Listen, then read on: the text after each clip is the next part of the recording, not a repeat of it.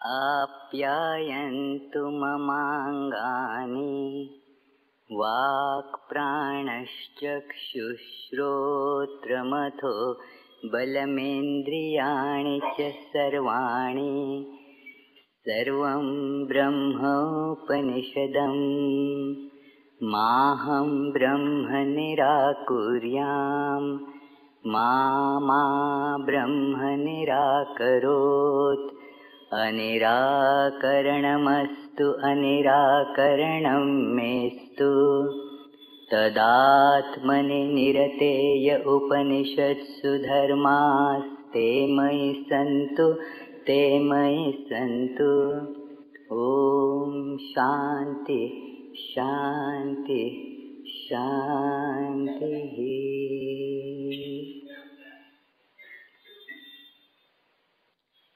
माझी समस्त अंगे बल प्राप्त करोत, वाक इत्यादी माझी सर्व इंद्रिये आणि मन ही समर्थ आणि परिपूर्ण होवोत। सर्व काही उपनिषदांनी उद्घोषलेलं एकमेवाद्वितीय परब्रह्मच आहे। मी हे सत्य कधीही न नाकारो, हे सत्यही मला कधीही न नाकारो। किमान मजकडून तरी त्याचं निराकरण न होवो। या सत्याच्या अनुभूतीसाठी जे काही सद्गुण आवश्यक म्हणून उपनिषदात वर्णिले आहेत ते सर्व माझ्यात असोत। ओम शांती शांती शांती।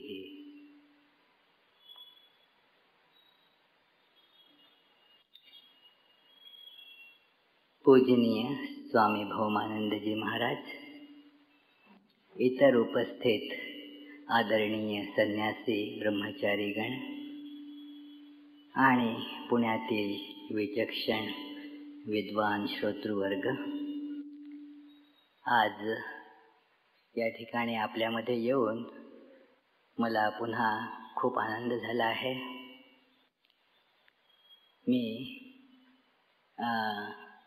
इथे आता 5-6 दिवस त्यांनी सांगितलं त्याप्रमाणे छांदोग्य उपनिषदातील काही प्रसंगांची चर्चा आपल्यासमोर करणार आहे। तसा ह्या विषयाचा काही माझा विशेष व्यासंग आहे असं नाही, माझा अधिकार आहे असंही नाही, परंतु मुख्यतः स्वतःचं अध्ययन व्हावं या दृष्टीनं मी इथे व्याख्यानं द्यायला उद्युक्त झालेलो आहे। कारण जर काही कामाचा दट्ट्या असला तर थोडंसं अध्ययन माझ्याकडनं होतं। एरवी ती गोष्ट लांबणीवर पडत जाते, उद्या करू असं होतं, म्हणून हे जर काम घेतलं तर आता थोडंसं वाचावं लागेल त्याच्यासाठी, त्या दृष्टीनं माझी थोडीशी साधना होईल म्हणून मी इथे हा विषय व्याख्यानांसाठी प्रवचनांसाठी निवडलेला आहे। आणि पुणेकरांची त्या 2 विशेष गुणांवरती अवलंबून हा विषय मी निवडलेला आहे। एक तर ते विद्वान आहेत, जरी मी काही चुका केल्या सांगताना तरी त्या ते दुरुस्त करून घेतील, आणि दुसरं म्हणजे क्षमाशील आहेत। मी अनेकदा इथे प्रत्येक वेळेस व्याख्यान देताना कधी पुणेकरांवरती जरा तोंडसूक घेतो, परंतु तरीही ते मला आवर्जून आमंत्रण देतात। आणि आणखीन ह्या गोष्टीवरती मी विसंबून आहे की ही जी क्षमाशील वृत्ती आहे ही अशीच टिकवून ठेवा माझ्या बाबतीत तरी। असो, आपल्याजवळ विषयाची चर्चा करायला वेळ कमीच आहे, म्हणून मी फारसं अधिक प्रास्ताविक न करता या मुख्य विषयाकडे वळतो। आणि विजयरावांनी कितीही सांगितलं असलं की मी खेळकर शैलीत आणि सोपं करून सांगीन वगैरे, हा विषय जरा कठीण आहे मित्र हो. सगळंच काही अगदी खेळकर शैलीत आणि सोपं करून वगैरे सांगणं कठीण असतं बघा. आता हल्ली सगळंच म्हणजे 24 तासात संस्कृत, आता उद्या 24 मिनिटात पण संस्कृत असं काय निघेल कुणास ठाऊक. हे सगळं सोपं खेळकर आणि असं तर हे काही जमेल असं दिसत नाही ह्या विषयाची चर्चा करताना. तेव्हा आपलं मन जरा तयारीत ठेवा की काही थोडं कठीण लक्ष देऊन ऐकावं लागेल अशा प्रकारचं इथे सांगितलं जाईल. शिवाय फारशा विनोदांची वगैरेही मित्र हो अपेक्षा ठेवू नका.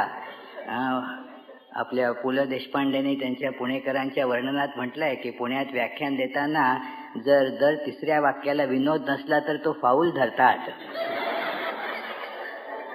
तर माझे इथे अनेक फाऊल ह्या दृष्टीनं होणार आहेत, संभवनीय आहेत.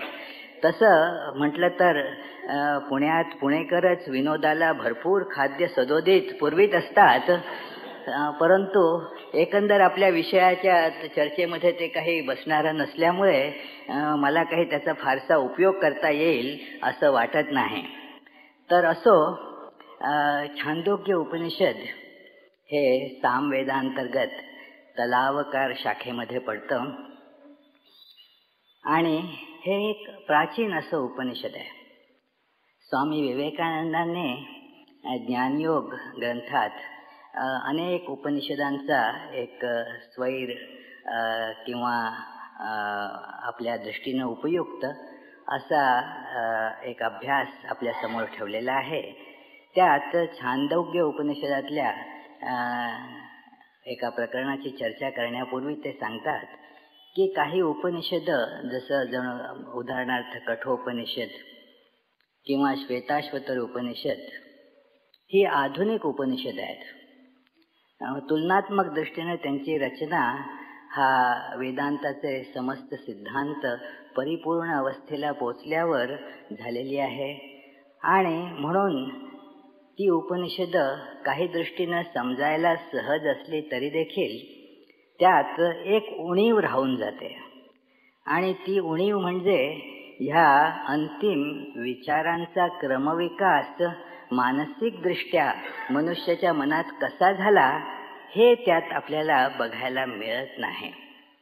छांदोग्य उपनिषद हे त्या दृष्टीनं महत्त्वाचं आहे की ह्यात आत्मतत्वाच्या ह्या चरम अनुभूतीच्याकडे मनुष्य कसा अग्रेसर होतो, त्याच्या अगोदर किती वेगवेगळ्या प्रकाराने सत्याच्या ज्ञानार्थ त्याचे प्रयत्न सुरू असतात, याचं एक म्हणजे क्रमविकास ह्या उपनिषदामध्ये बघायला सापडतो असं स्वामी विवेकानंदांनी तिथं नमूद केलेलं आहे. आपल्या सर्वांना विदितच आहे की उपनिषद ही वेदांमध्ये येतात आणि त्यांना आणि त्यांच्याशी संबंधित अशा समस्त तत्वज्ञानाला वेदांत अशी संज्ञा आहे. म्हणजे असं की तिथे वेद म्हणजे ज्ञान ह्याचं अगदी टोक गाठलं जातं, त्याचा शेवट गाठला जातो. जे जाणल्यावर आता आणखी काही जाणण्याचं शिल्लक राहत नाही, आणखी काही प्राप्त करण्याचं शिल्लक राहत नाही, ती वस्तू आपल्याला ह्या उपनिषदांमध्ये दाखवली जाते. तिचं ज्ञान आपल्याला त्याच्यात सापडतं. वेदांमध्ये आपल्याला दिसतं की अनेक विषयांची चर्चा येते. मनुष्याच्या मनात नाना प्रकारच्या इच्छा असतात, त्याच्या पूर्तीची साधनंही तिथे दर्शवली जातात. तथापि असं करीत असताना वेगवेगळ्या एकाहून एक मोठ्या आणि तीव्र अशा इच्छांच्या पूर्तीचं साधन प्रस्तुत करताना देखील तिथे एक गोष्ट दाखवून दिली जाते की यातून काही आपल्याला जीवनाच्या परिपूर्णतेचा, तृप्तीचा मार्ग काही गवसत नाही. हे सगळं मिळालं तरी जीवन अपूर्ण राहतं. त्याच्यातली वखवक काही संपत नाही. आणि म्हणून हे सांगताना जणू पुढच्या अशा ज्ञानाची एक सुतोवाच केलं जातं की जे प्राप्त झाल्यानंतर आपण परिपूर्णतेला पोचतो. सगळं काही आपल्याला जरी मिळालं, या जगातल्या अनेक गोष्टी प्राप्त झाल्या, तरी देखील आपल्याला लक्षात येतं विचक्षण आणि बुद्धिमान मनुष्य जो अंतर्निरीक्षण करीत असतो, त्या अंतर्निरीक्षणाद्वारे त्याच्या लक्षात येतं की हे अनेक ह्या जगातल्या सगळ्या गोष्टी प्राप्त करून सुद्धा जे खरोखर आपल्याला परिपूर्ण करील असं काही मिळालेलं नाही. आपलं लक्ष परिपूर्णता असतं, परफेक्शन, परिपूर्णता आपल्याला हवी असते. छोटासा तुकडा हा काय अन्याय आहे, आणि त्याने भोकाड पसरलं. त्याबरोबर मग आईने त्याला आणखीन एक छोटासा तुकडा दिला, त्याने काही त्याचं समाधान होईना. त्याने मग आता काय करायचं, त्या आईला एक युक्ती सुचली. तिने ते छोटे तुकडे घेऊन त्याचा एक लाडू केला. एक लाडू करून त्याच्या ताटात ठेवल्याबरोबर त्याला बरं वाटलं की चला सगळ्यांना एक एक मिळालेला आहे, मला सुद्धा एक पूर्ण मिळालेलं आहे. पूर्णत्व ही आपली एक स्वाभाविक इच्छा असते बघा. अपूर्णत्व काही आपल्याला रुचत नाही. सगळं अशा ठिकाणी असायला हवं की जिथून आणखी काही मिळवणं उरू नये.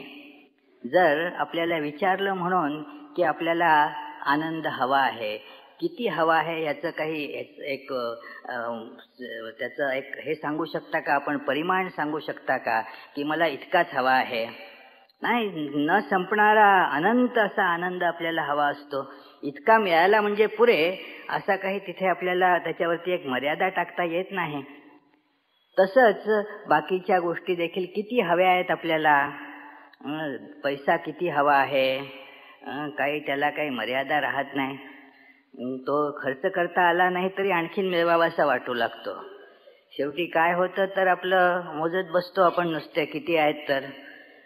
जसं ते एकाने सांगितलं मला की तो आता बराच पैसेवाला आहे, पण काय म्हणे माझं पैसे मिळवतो म्हणजे काय म्हणे, लहानपणी ते शाळेत खेळताना तिकडे आम्ही रस्त्यावरती पडलेली सिगरेटची पाकिटं गोळा करत असो, आणि मग माझ्याकडे किती झाली आणि तुझ्याकडे किती झाली आकडा, आता त्याचा उपयोग काहीच नाही आहे, पण मोजायची आपली, किती माझ्याकडे आहेत किती तुझ्याकडे आहेत, माझ्यापेक्षा तुझ्याकडे जास्त आहेत का, अरे मग मी आणखीन मिळवली पाहिजेत. तर अशा रीतीने ह्या पैशाचंही होऊन जातं. त्याचा काही विशेष उपयोग मनुष्य करतो असं नाही, परंतु तो जो आहे तो कमीच वाटत असतो. अगदी मोठमोठ्या धनवानांना सुद्धा अधिक मिळवावं असं वाटत असतं. म्हणून तिथे सुद्धा आपल्याला खरोखर काय हवं असतं तर अनंत हवं असतं. तर मनुष्य म्हणून विचार करू लागतो की खरंच हे अनंतत्व आपल्याला कसं प्राप्त होईल, ते कुठे दडलेलं आहे. छांदोग्य उपनिषदामध्ये आपण बघूच की नाना प्रसंगातून याचा विचार आणि याबद्दलचं व्यावहारिक असं मार्गदर्शन केलेलं आहे. हे फार महत्त्वाचं आहे आणि आपण सगळेच इथे नेहमी येता, आपल्याला ही गोष्ट नक्कीच ऐकून माहीत आहे. अनेकांच्याकडून आपण ऐकलेलं आहे की औपनिषदिक दर्शन, वेदांताचं तत्वज्ञान हे अत्युच्च आदर्श जरी आपल्यासमोर ठेवत असलं तरी तो व्यवहार्य आहे. तो अत्युच्च आहे म्हणून अव्यवहार्य आहे असं नव्हे. तो अत्युच्च आहे म्हणून ती केवळ एक कविकल्पना आहे आणि आपल्या वास्तविक जीवनाशी त्याचा काही संबंध नाही, तिथे त्याचा काही उपयोग नाही असं काही हे नव्हे. त्या दृष्टीनं ज्याला पाश्चात्य देशात तत्वज्ञान फिलॉसॉफी म्हणतात तसं हे नाही. फिलॉसॉफीमध्ये अनेक गोष्टींची बौद्धिक चर्चा केली जाते. बौद्धिकदृष्ट्या काय बरोबर आहे काय चुकीचं आहे याची तर्कशुद्ध अशी मीमांसा करण्याचा प्रयत्न होतो. पण हे प्रत्यक्ष जीवनात आचरता येईल का ह्याकडे मात्र लक्ष दिलं जात नाही. उपनिषद आपल्याला जी गोष्ट सांगतात ती व्यवहार्य आहे. वेदांत आणि जीवन हे जे स्वामी विवेकानंदांचं अतिशय सुंदर पुस्तक आहे, त्याच्या सुरुवातीलाच स्वामीजींनी ह्या प्रश्नाची चिकित्सा केलेली आहे. तिथे हा प्रश्न त्यांनी उपस्थित केला आहे की लोक विचारतात की हे उत्कृष्ट असं ज्ञान ते व्यवहार्य आहे काय, ते जीवनात आणता येतं का?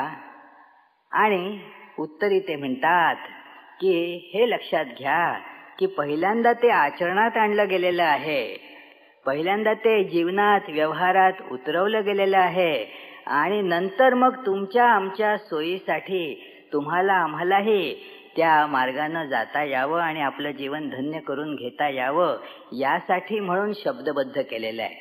असं नव्हे की कोणीतरी आपला विचार करत बसलं आणि काहीतरी डोक्यात नाना प्रकारच्या कल्पना स्फुरल्या आणि त्या लिहून ठेवल्या, झालं उपनिषद, असं नव्हे. तर ही सत्य ऋषींनी अनुभवलेली आहेत आणि ही अनुभवलेली सत्य पुन्हा जे जे आपणास ठावे ते इतरांशी शिकवावे ह्या न्यायानं त्याने आपल्या सगळ्यांना दिलेली आहेत. कारण त्यांच्या जीवनाच्या धन्यतेचा मार्ग त्यांना त्यातून उपलब्ध झाला होता आणि तो आपल्यालाही उपलब्ध व्हावा ह्या करुणामय दृष्टीनं त्याने ती आपल्यासमोर ठेवलेली आहेत.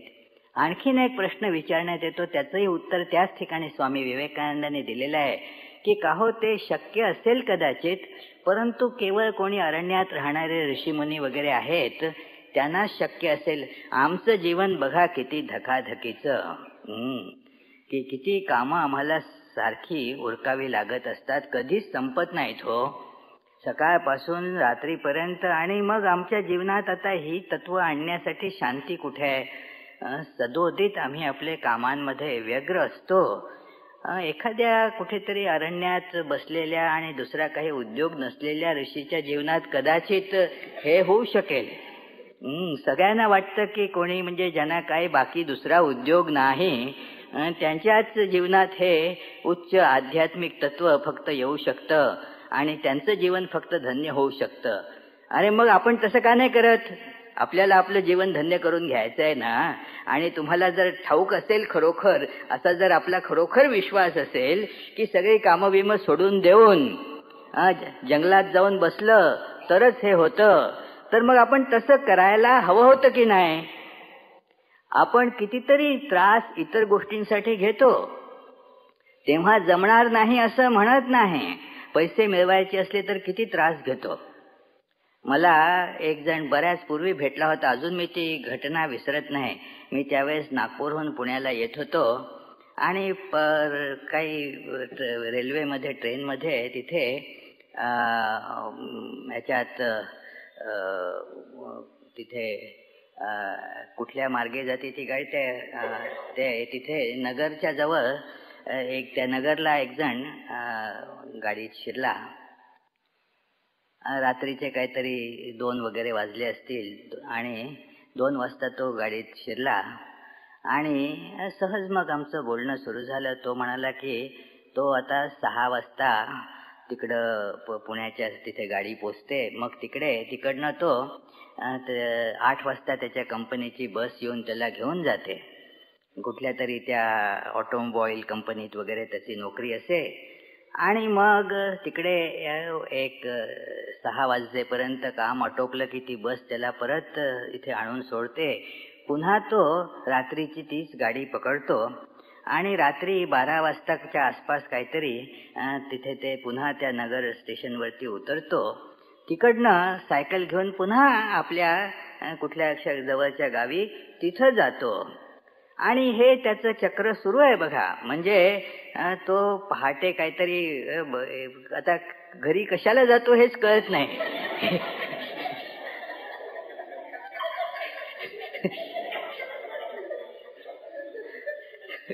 बरं, आणि एवढं करून देखील स्वारी तशी आनंदात दिसत होती, कारण त्याचं म्हणणं होतं, अहो नोकरी आहे ना, निदान एवढा त्रास आहे बरोबर आहे, पण पैसे मिळवायसाठी आता एवढा त्रास सहन केलाच पाहिजे.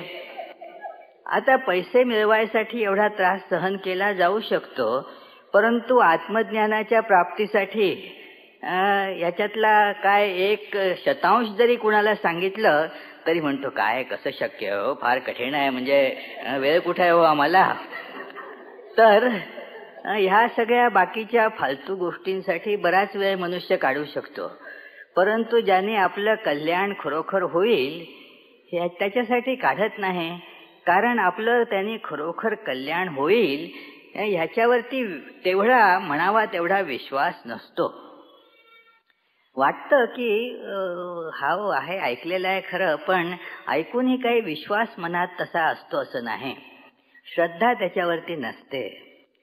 श्रीरामकृष्ण जसे ते छान श्रद्धेबद्दल गोष्ट सांगतात की एखाद्या चोराला, जातीवंत म्हणजे खऱ्याखुऱ्या चोराला कळलं की बाजूच्या खोलीमध्ये मोठं डबोलं ठेवलेलं आहे, बरंच रोकड आणि हिरे माणकं वगैरे पुष्कळसं तिथे ठेवलेलं आहे, बाजूच्या खोलीत आहे. आता त्याला बरं ठीक आहे असो, मला काय करायचं आहे असं वाटेल का? जोपर्यंत ते धन हस्तगत होत नाही तोपर्यंत तो चोर असल्यामुळे आपल्याला काही होणार नाही, म्हणजे तसं धरून चालूया की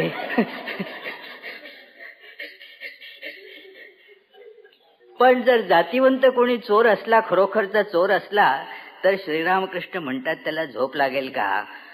तो कसं आता ते मिळवायचं याच्या मागे आता लागलेला असेल, कारण त्याला श्रद्धा आहे त्याची की ते मिळालं म्हणजे मग आपल्याला त्याचा लाभ होईल, चांगलं होईल, आपलं सगळं जीवन त्याने सुधारेल, ते मिळवायचं आहे. तर असंच कोणाला अशी श्रद्धा मनात उत्पन्न होते, जागते की हो हे परमात्म तत्व प्राप्त झालं तरच आपलं जीवन कृतार्थ होऊ शकतं. आणि ही सूचना अनेक प्रकारे मिळत असते. जे पहिलं आख्यान किंवा पहिली गोष्ट आपण आज पाहणार आहोत ती एक जानश्रुती नावाचा एक जुना राजा होऊन गेला. तर त्याचा एक नातू, तो त्याच्यानंतर मग राजा झाला. आणि तो राजा झाल्यानंतर त्याने काय की बरंचसं दानधर्म केला, बऱ्याच लोकांवरती त्यांना उपयोग होईल अशा प्रकारे अन्नछत्र उघडली. इथे वर्णन केलेलं आहे उपनिषदामध्ये की कसा होता हो हा जानश्रुतीचा पौत्रायण, की त्याच्या संतान परंपरेत उत्पन्न झालेला आणि असा त्याचा हा पणतू आहे असं तिथे सांगितलेलं आहे. नातू नव्हे, पणतू आहे. तर हा त्याचा पणतू हा कसा होता? ओम जानश्रुतीर पौत्रायण श्रद्धा देयो बहुदायी बहुपाक्य आस. तो सगळ्यांना दान देत असे, विशेष करून सगळ्यांची जी प्रमुख गरज असते अन्नाची ती तो पूर्णपणे भागेल याकडे लक्ष देत असे. आणि सगळीकडे त्यांनी त्याच्यासाठी ते धर्मशाळा इत्यादी उघडल्या होत्या की सगळीकडे लोक माझंच अन्न खातील. म्हणजे ह्याच्यामध्ये हाही भाग होता की चला सगळे म्हणजे माझ्या कह्यात असतील, खाल्लेल्या अन्नाला जागतील, म्हणजे या अर्थाने की सगळीकडे लोक माझंच अन्न खातील. आणि अशामुळे सगळेजण जगामध्ये माझा सन्मान करतील, माझं जे बल आहे ते अशा रीतीनं वाढेल. आपणही बघतो ना, सगळे ज्यांना निवडून यायचं असतं वगैरे काय करतात, आता अधिक चर्चा जरूर नाही, आपल्या सगळ्यांना ठाऊकच आहे की जेणेकरून लोक मानतील अशासाठी नाना कार्य करतात, चांगली कार्यही करतात. कशासाठी? की जेणेकरून लोकांमध्ये आपली शक्ती, आपला सन्मान वृद्धिंगत होईल. आणि ह्या जानश्रुतीच्या पौत्रायणानं तेच केलं आणि त्यामुळे त्याची कीर्ती जी आहे ती अशी दिगंतरी पसरली. तो एकदा शांतपणे उन्हाळ्याचे दिवस असावेत असं शंकराचार्यांनी आपल्या भाष्यात इथे नमूद केलेलं आहे की तो आपल्या महालाच्या छतावरती गच्चीवरती छान बसला होता. रात्रीची वेळ होती आणि तिकडनं काही हंस वरनं उडत उडत जात होते आणि त्याच्यापैकी जो एक पुढे जाणारा हंस होता, मागून येणाऱ्या हंसाला त्याची जरा ईर्ष्या वाटत होती की तो असं हे करून इतक्या जोरात पुढे जात आहे. तर त्याला तो उद्देशून म्हणाला की ए जरा नीट बघ. भल्लाक्ष म्हटलेलं आहे त्याला त्याने की काय तुला दिसत नाही का? नीट नीट बघून जा. जोरात नुसता जाऊ नकोस. खूप जोरात निघालायस पण काय कळतंय का तुला? काय कुठे कशाला तू स्पर्श करशील अशा रीतीने न बघता गेलास तर बघ. तिथे म्हटलेलं आहे जानश्रुते पौत्रायणस्य समम दिवा ज्योतिराततम, की ह्याचं हे जानश्रुतीच्या पौत्रायणाचं तेज हे द्युलोकाप्रमाणे सर्वत्र इथे व्यापलेलं आहे. तू उडता उडता जर अनवधानाने तुझा जर त्याच्याशी स्पर्श झाला तर तू उगाच जळून भस्म होऊ नये म्हणून मी तुला सांगत आहे. सावधान. इतकं उगाच आपल्या वेगाच्या तोऱ्यामध्ये असं जाऊ नकोस. हे ऐकल्यावर त्या दुसऱ्या हंसाने जो समोर जात होता त्याने उत्तर दिलं की अरे बाबा, तू ज्या व्यक्तीचं हे इतकं सुयश वर्णितोस, इतके गोडवे गातोस, तो काय त्या गाडीवाल्या रैकवाच्या सारखा आहे की काय? तो काय ह्या गाडीवाल्या रैकवासमोर त्या समान आहे असं तुझं म्हणणं आहे की काय? म्हणजे इथे असं सूचित केलेलं आहे की गाडीवाल्या रैकवाचं तेज हे ह्या जानश्रुतीच्या पौत्रायणाच्या तेजापेक्षा कितीतरी अधिक तीव्र आहे. आणि म्हणून मग जेव्हा हे त्या दुसऱ्या मागच्या हंसाने ऐकलं तर तेव्हा त्याला विचारलं त्याने की त्याचं तेज म्हणजे काय आहे सांग बरं, कोण आहे तो?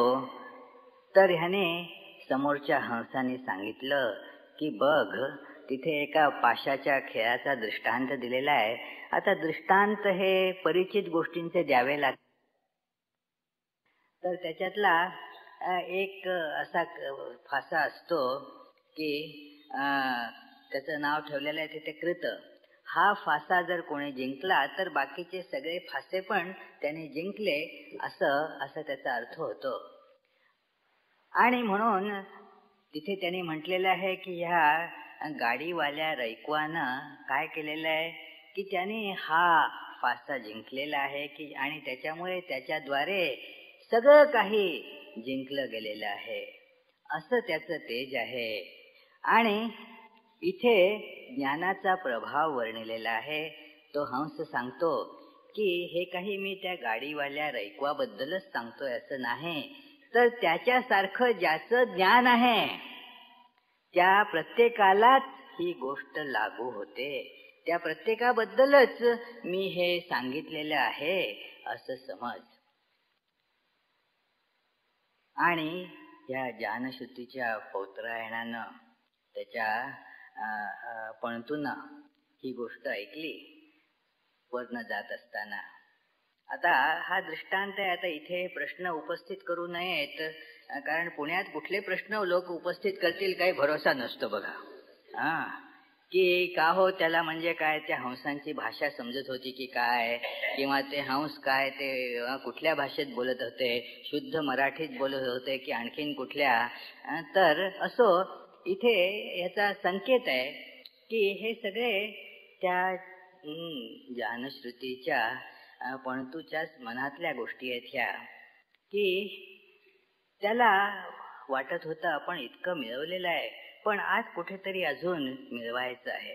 या जगातल्या सगळ्या गोष्टी जणू काही मिळालेल्या आहेत, इतकी लोकमान्यता मिळालेली आहे, सगळं काही जग माझं अन्न खात आहे, माझ्या अधीन आहे. अशी स्थिती आहे. पण तरीही माझ्यापेक्षा ह्या स्थितीपेक्षा श्रेष्ठ काहीतरी आहे अशी आतमध्ये काहीतरी टोचणी लागलेली होती. ती टोचणीच ह्या हंसांमधल्या संवादानं अभिव्यक्त झालेली आहे. हंस हे आत्म्याचं प्रतीक असतं, जीवाचं आहे. त्याला म्हणून परमहंस अशी संज्ञा आहे की ती व्यक्ती आता मी ह्या संज्ञेनं एका शरीराचा बोध तिला होत नाही, तर समस्त विश्वब्रह्मांडात परिव्याप्त अशा परब्रह्माचा बोध मी शब्दानं त्या व्यक्तीला होत असतो. जसं एक आपल्याला समजावं म्हणून दृष्टांत देतो की मी म्हटल्यानंतर आपल्याला कशाचा बोध होतो? आपण शरीराला खेळलेले आहोत, पण शरीरातल्या नाकाचा, कानाचा, डोक्याचा, पायाचा या सगळ्याचाच बोध मी ह्या शब्दानं होत असतो. आपला मी हा काही फक्त नाकातच आहे असं नाही, फक्त कानातच असं आहे असं नाही, फक्त डोळ्यातच आहे असं नाही. ह्या शरीरात संपूर्णपणे तो व्याप्त आहे. जरी कोणी माझा हात ओढला तरी म्हणतो की मला का ओढतोस?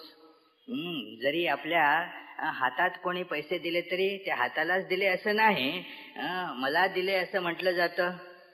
जरी तोंडात अन्न घेतलं तरी मी जेवलो असं म्हटलं जातं. नुसतंच तोंड जेवलं असं म्हणत नाही आपण.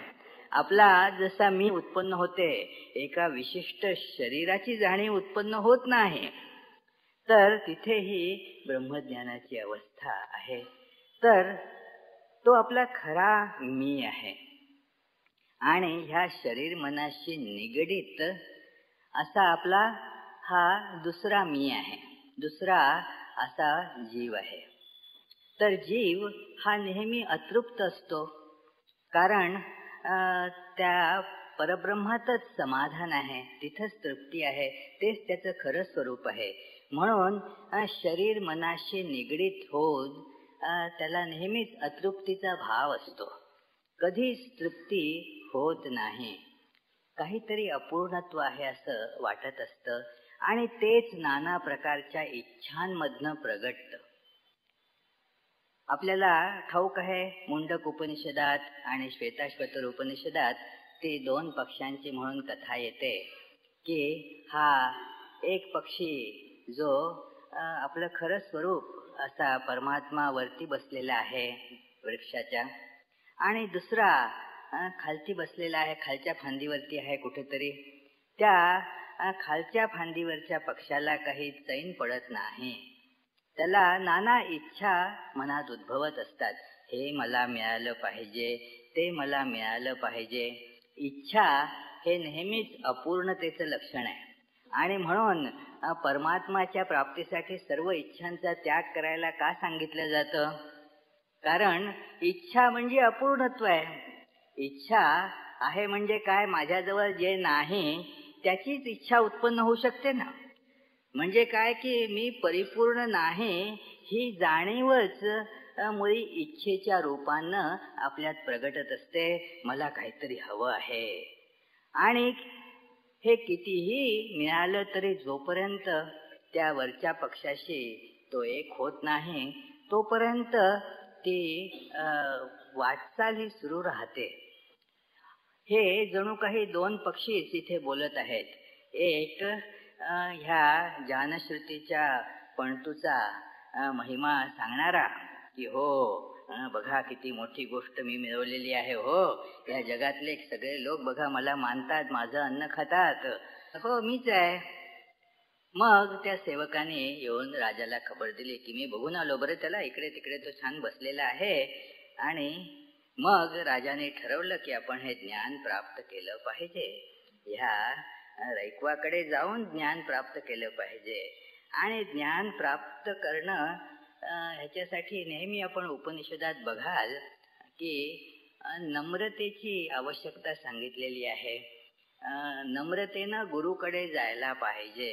गुरुला गरज आहे असं नाही. हा काही असा पोटार्थी गुरु नाही आहे की बोर्ड लावतो बाहेर की ह्या 50 रुपये का 100 रुपये काय फी अमुक अमुक एका तासाची वगैरे, असं काही सांगितलेलं नसतं तिथे.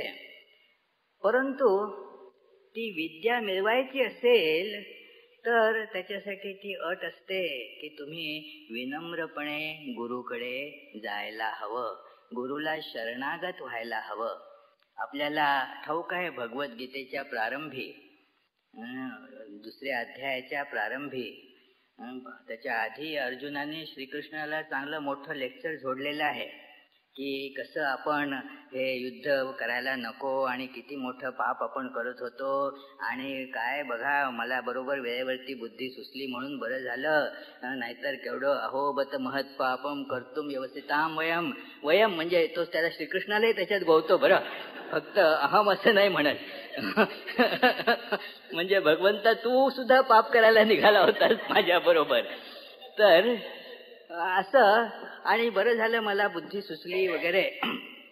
आणि नंतर त्यांनी दुसऱ्या अध्यायाच्या प्रारंभी भगवंतांनी त्याला दिला जोरदार तडाखा की क्लैब्यम मास्म गम पार्थ. त्याचं अनुमोदन करायच्या ऐवजी त्याला एक जबरदस्त तडाखा लगावला की हे काय असला भ्याडपणा कसा तुझ्यात शिरला कळत नाही. कुतस्वा कस्मलमिदम विषमे समुपस्थितम.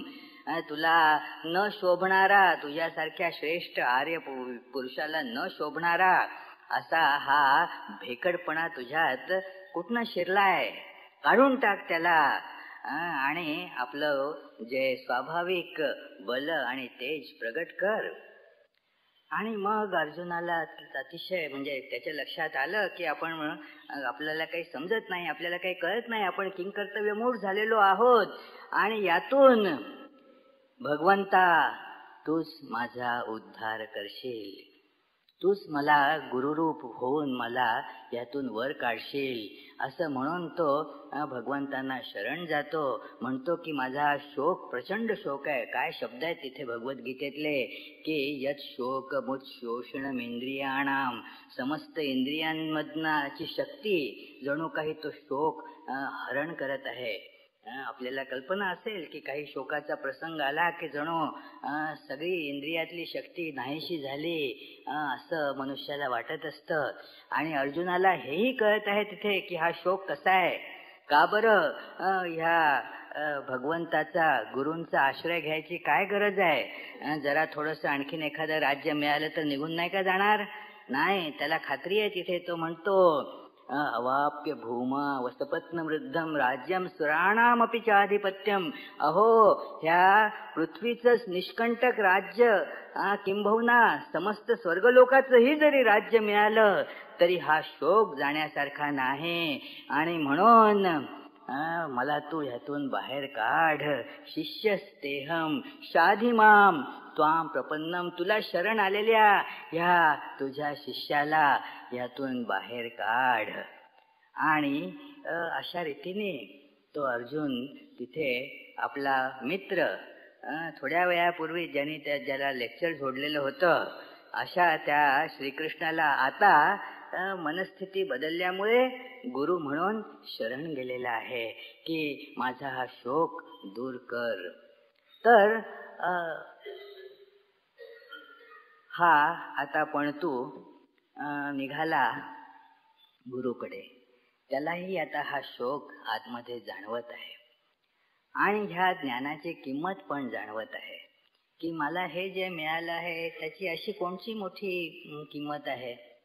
हे सगळं तर नष्ट होणार आहे, काढून घेतलं जाणार आहे, काही यातलं टिकाऊ नाही.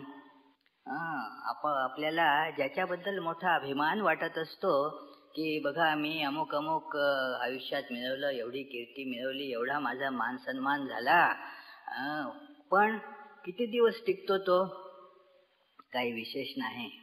फार लवकर ती गोष्ट लोकही विसरतात आणि जे असतं आपल्याकडनं काढूनही घेतलं जातं.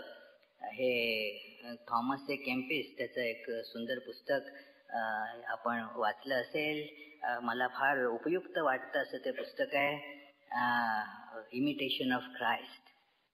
तर त्याच्यात तो म्हणतो बघा लक्षात ठेवा की तुम्हाला वाटतं त्याच्यापेक्षा बरंच लवकर लोक तुम्हाला विसरणार आहेत. आपल्याला वाटत असतं की बरेच आपलं म्हणजे काय, माझं हे जे मी करून ठेवलेलं आहे ते यावत चंद्र दिवा करो ते असं राहील. आता ते हे करताना शोकसभेत वगैरे एखाद्याच्या बद्दल सांगितलं जातं ते जाऊ द्या. तिथे म्हणजे ते असंच सांगायचं असतं. आमच्याकडे एक स्वामीजी आले होते आणि तिथे प्रॉव्हिडन्सला, आणि मी त्यांचं आता ते व्याख्यान देणार होते तर त्यांचा परिचय करून देणार होतो. तर त्याच्या आधी त्यांनी मला सांगितलं, हे बघ काय अगदी मोजकं सांग की हे काही उगाच बाकीच्या गोष्टी त्या माझ्या त्या शोक सभेमध्ये वगैरे सांगायसाठी त्या तिथे शिल्लक ठेव, आता काही बाकीच्या त्या सांगू नकोस. तर ज्ञानश्रुतीला कळलेलं होतं की ह्याचा काही विशेष अर्थ नसतो, ह्या गोष्टींना त्या काढून घेतल्या जातात. आणि म्हणून तो हा ज्ञानश्रुतीचा पण तू आता तिथे शिकायसाठी उपस्थित होतो या रैक्वाकडे. आणि मग आपल्या श्रद्धेचं प्रतीक म्हणून काही आणायचं असतं सोबत, त्या गुरुला उपयुक्त होईल असं काहीतरी आणायचं असतं. आणि म्हणून हा काय घेऊन आला, 600 गायी. त्यावेळेस गोधन मोठी गोष्ट असते. 600 गायी, हा सुंदरसा हार, आणि हा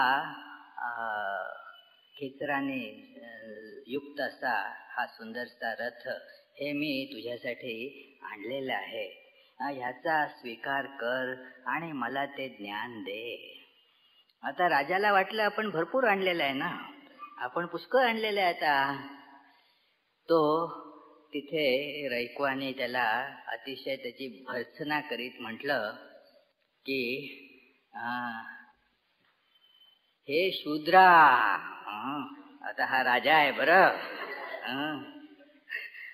काय संबोधन दिलेलं आहे बघा त्याला, हे शूद्रा.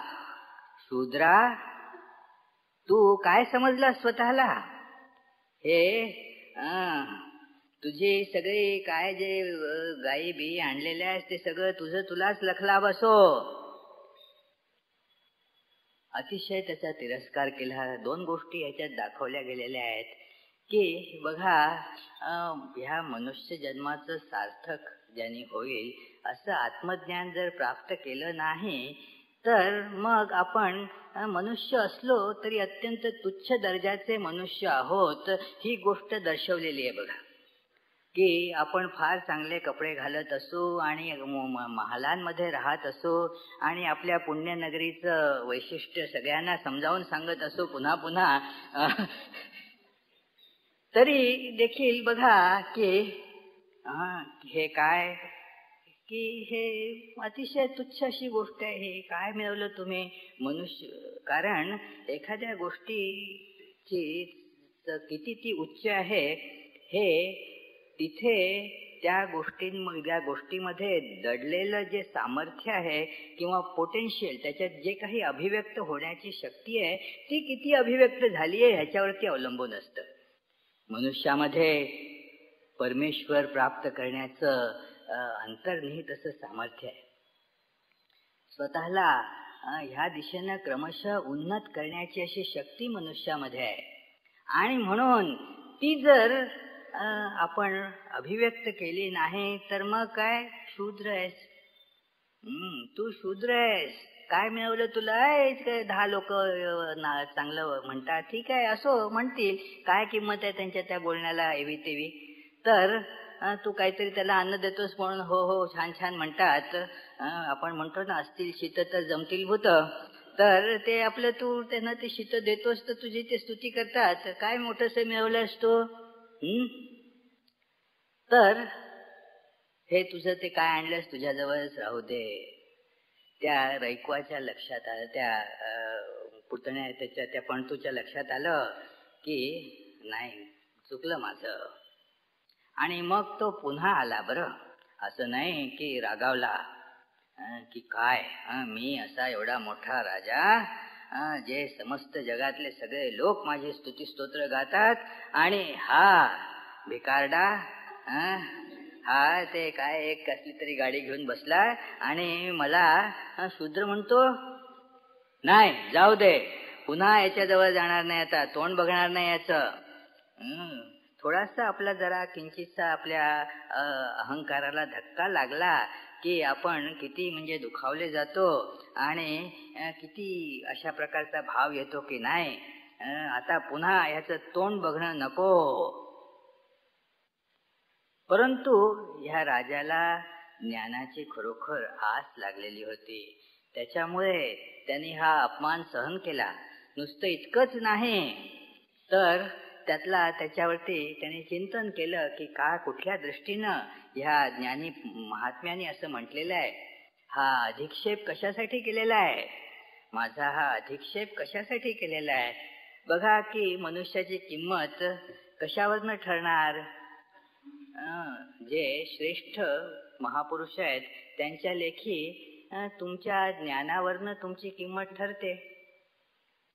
आणि जर तुमचं ज्ञान ह्या नश्वर गोष्टींचंच असेल तर तुमची किंमत तेवढीच त्या नश्वर गोष्टींच्या इतकीच तुमची पण किंमत आहे.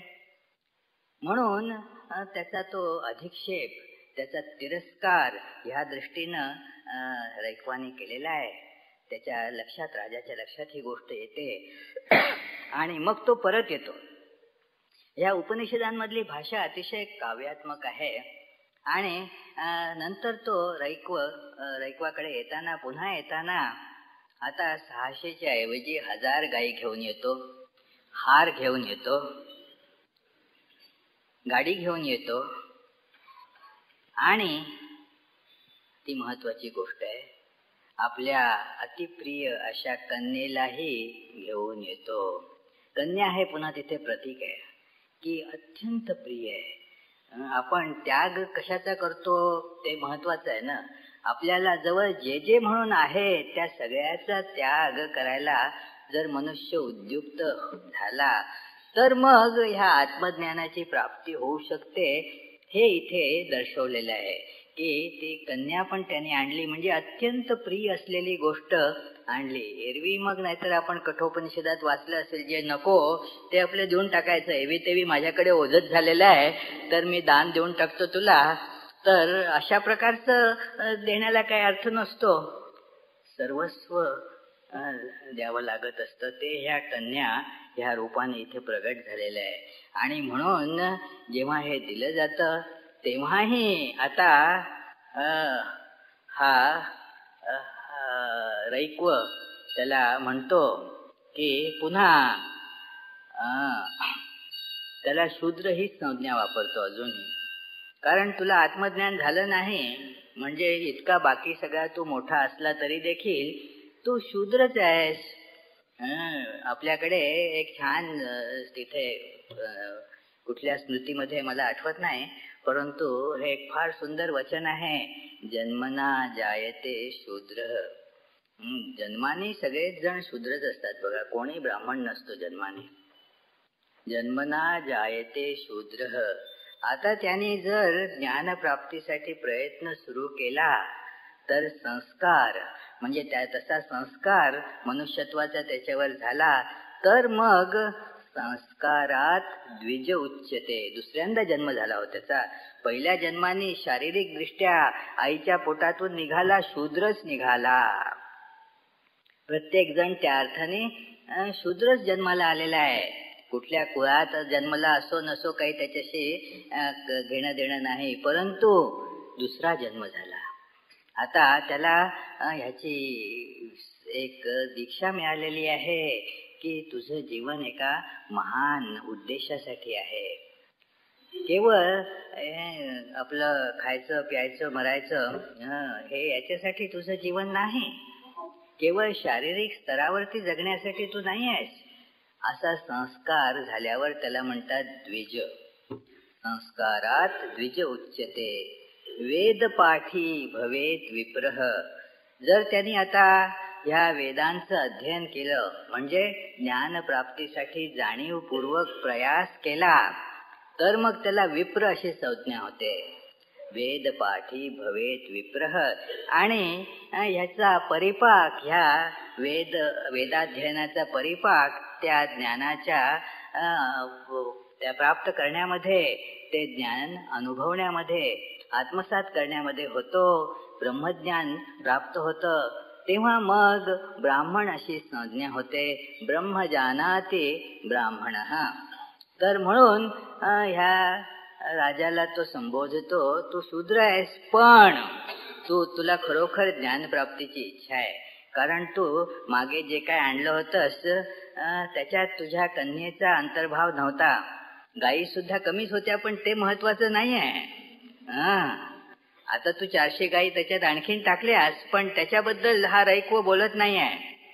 तो ह्या कन्येचा उल्लेख करतो. म्हणजे अतिशय प्रिय आपलं संतान आपल्याला फार प्रिय असतं. सगळ्यात प्रिय अशी गोष्ट तू आणलेली आहेस, त्याचा तू त्याग करायला तयार झालेला आहेस.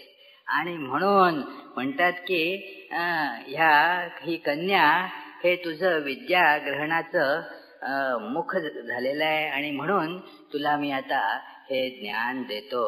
आणि मग त्यांनी त्याला 2 प्रकारच्या संवित सांगितल्या आहेत. एक की हे जे सगळं काही आपल्याला नाना नाम रूप इत्यादी प्रत्ययाला येतात, जो काही स्थूल सूक्ष्म असा पदार्थ इथे प्रत्ययाला येतो, त्याच्याबद्दलचं एक की ते सगळं काही वायू आहे.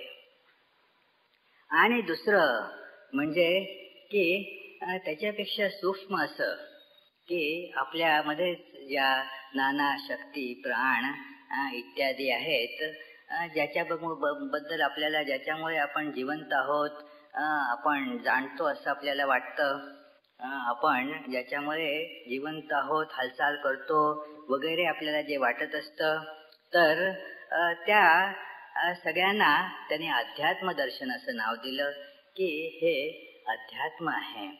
आणि ह्या दोन्हीचं ज्ञान त्यांनी दिलेलं आहे की बघा की हा आत्माच खरं तर सर्वव्यापी आहे, सर्वत्र परिव्याप्त आहे. आणि मग तिथे एक आख्यायिका सांगितली जाते ह्या ज्ञानाला व्यक्त करण्यासाठी. लागू आहे आपल्यापैकी प्रत्येकाला, मित्र हो, आपल्यापैकी प्रत्येकाला ही गोष्ट लागू आहे. जाणायचं आहे की आपण आत्मा आहोत. आपण हे छोटंसं शरीर नाही. ह्या शरीराचा त्याग म्हणजे शरीर बोधाचा त्याग. आत्महत्या करायला सांगितलेलं नाही आहे, ते करून काही विशेष होणार पण नाही. शरीर बोधाचा त्याग करायला सांगितलेला आहे. तो केला, तो झाला की मग आपण हे ज्ञान मिळवायचे अधिकारी बनतो. आणि ज्याचे आपण अधिकारी बनतो ते आपल्यापर्यंत येतच. मग गुरुची कृपा आपल्यावरती होते आणि हे ज्ञान आपल्यामध्ये प्रगटतं. आणि हे ज्ञान प्रगट झालं की मग आता तो जे ज्ञान गुरुला आहे तेच ज्ञान आता शिष्यालाही झालं. त्या दृष्टीनं आता गुरु आणि शिष्यांची समानता झाली. ही ज्ञानाची प्रचंड अशी शक्ती आहे, एफिकसी आहे की आता त्याचं जीवन आता ह्या गुरुच्या जीवनासारखं त्याचं जीवन झालं. कारण ह्या ज्ञानाने दोघांची जीवनं उजळून गेली. तिथे श्रीरामकृष्ण वचनामृत वाचताना हा एक फार सुंदर गोष्ट तिथे आपल्या लक्षात येईल. ही श्रीरामकृष्ण सांगतात की शिष्य शुकदेव गुरु जनकाकडे जातात, म्हणतात मला ज्ञान द्या, मला ज्ञानाचा उपदेश करा. आणि जनक म्हणतो हो काही हरकत नाही, शिष्य आहेस तू, चांगला शिष्य दिसतोस, तुला ज्ञान द्यायला काही हरकत नाही, पण गुरुदक्षिणा माझी फी ती आधी दिली पाहिजे, ती आधी दे. तर आता हा शुकदेव म्हणतो आता द्यायला काय माझी हरकत नाही, पण काय आधीच दिली पाहिजे असं का, नंतर दिली तर नाही चालणार का? एवढा माझ्यावरती म्हणजे विश्वास नाही तुमचा? मी नंतर देतो की, आधी हे होऊ द्या आणि मग नंतर मग मी तुम्हाला देतो. किंवा वाटल्यास 50-50 किंवा असं काही तिथे म्हटलेलं नाही, पण की प्री कॉन्ट्रॅक्ट एक आणि नंतर मग पूर्ण झाल्यावर दुसरं उरलेला भाग, असं नाही. तर गुरु म्हणतो नाही, ते आधी द्यावी लागेल. का आधी? का? कारण ज्ञान प्राप्त झाल्यावर गुरु शिष्य हा भेद उरणार नाही. काय या ज्ञानाचा प्रभाव या सुंदरशा गोष्टीत किती छान सांगितलेला आहे की हे ज्ञान किती परिणामकारक आहे. हे ज्ञान आपल्यात शिरलं आणि शिरेल. आपण स्वतःला त्याच्यासाठी उघडं केलं, आपलं मन त्याच्यासाठी उघडं केलं की मग हे ज्ञान आपल्यातही प्रविष्ट, आणि हे प्रविष्ट झालं की जे गुरुला दिसतं तेच शिष्यालाही दिसतं. तेच ज्ञान आता शिष्याला मिळाल्यामुळे आता त्याचाही भ्रमनिरास झालेला आहे. आपण आत्मस्वरूप आहोत हे ज्ञान तिथे त्याला प्राप्त झालेलं आहे. आणि म्हणून बघा, हे ह्या जानश्रुतीच्या पणतुला त्या राजाला हे ज्ञान अशा प्रकारे गुरुच्या कृपेनं आणि त्याच्या आधी लागणाऱ्या या त्यागातून मिळालेलं आहे. आणि म्हणून हे ज्ञान आपल्याला सुद्धा सगळ्यांना प्राप्त होऊ शकतं. प्रत्येकामध्ये, आपल्यापैकी प्रत्येकामध्ये ती शक्य आहे. बघा, असं कोणीही नाही की ज्याच्यामध्ये ती क्षमता नाही. प्रत्येक व्यक्तीमध्ये ही क्षमता आहे आणि आपल्याला ही आपली क्षमता अभिव्यक्त करण्याची, पूर्ण करण्याची शक्ती लाभो, तशी प्रेरणा लाभो अशी प्रार्थना करून आणि पुनश्च हा जो त्याचा शांती मंत्र आहे तो म्हणून मी आजचं हे प्रवचन संपवतो. उद्या ह्या चतुर्थाध्यायातलं त्यातला पुढचा भाग आपण काही बघणार आहोत, जिथे ह्या ज्ञानाच्या प्राप्तीसाठी कशी साधना करावी लागते त्याचं जरा सविस्तर असं वर्णन आहे. सत्यकाम जाबालाची कथा आहे, तर ती आपण उद्या सकाळच्या आणि जर पूर्ण नाही झालं तर संध्याकाळच्या सत्रात बघण्याचा प्रयत्न करूया. ओम आप्यायन्तु ममांगानि वाक् प्राणश्चक्षुश्रोत्रमथो बलमेन्द्रियाणि च सर्वाणि सर्वं ब्रह्मोपनिषदं माहं ब्रह्म निराकुर्याम् मा ब्रह्म निराकरोत् अनिराकरणमस्तु अनिराकरणं मेस्तु तदात्मनि निरतेय उपनिषत्सु धर्मास्ते मयि सन्तु ते मयि सन्तु. ओम शांति शांति शांतिः. हरि ओम तत्सत्. श्रीरामकृष्णार्पणमस्तु.